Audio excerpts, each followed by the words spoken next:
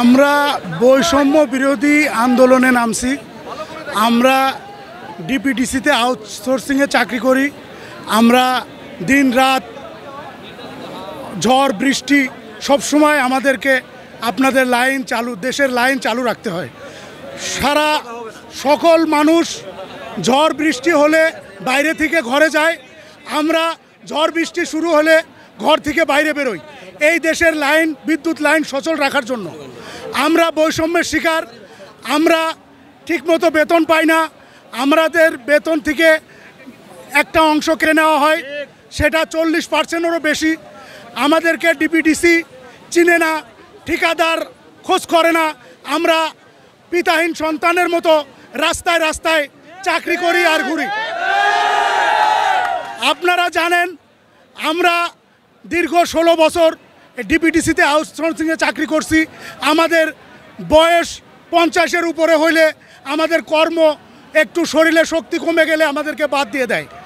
আমাদের বাদ দিয়ে দেওয়ার সময় আমাদেরকে জিজ্ঞাসাও করে না যে তোমার কাছে গাড়ি ভাড়া আছে কিনা। এই বৈষম্য থেকে আমরা মুক্তি চাই। সরকার আমাদেরকে বেতন দিবে, যা দিবে তাতেই আমরা সন্তুষ্ট। আমরা কন্ট্রাক্টর প্রথা থেকে আমরা মুক্তি চাই।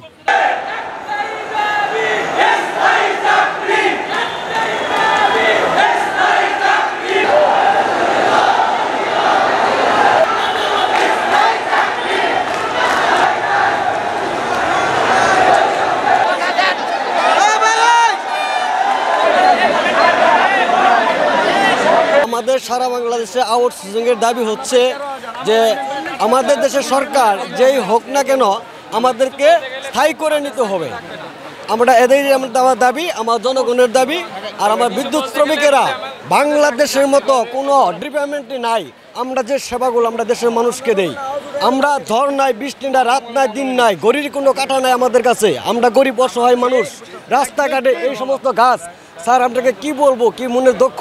আমি একটা শ্রমিক মানুষ, আমি অনাহারে থাই এই ডিবিডিসিতে ডিএসএস কোম্পানি চাকরি করে। আমার সন্তান, আমার বউ না খেয়ে থাই এই স্বাধীন দেশে।